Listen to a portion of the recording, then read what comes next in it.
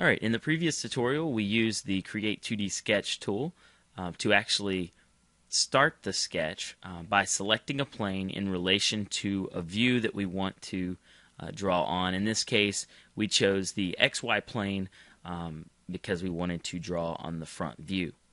We're about to begin the sketch, but I wanted to take just a minute to go over the importance of this origin.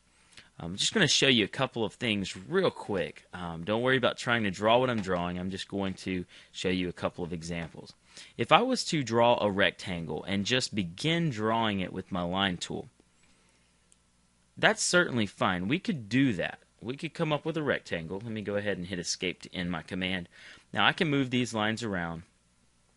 But right now these lines are all green for one real reason. We have not locked this object in place in relation to the origin.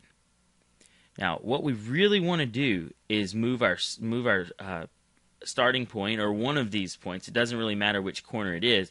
We want one of these to be locked on to our origin. Now, notice that when I do that, these lines turn black. That's telling the computer that there's a rule that this corner here needs to stay on the origin. And you guys know probably from a math class that the origin is normally 0, 0. Well, when we're dealing with Inventor, our origin is actually 0, 0, 0. It's our center point for our drawing, and it's the 0 coordinate for the X, Y, and Z axis. So that's where we're getting the 3 zeros from.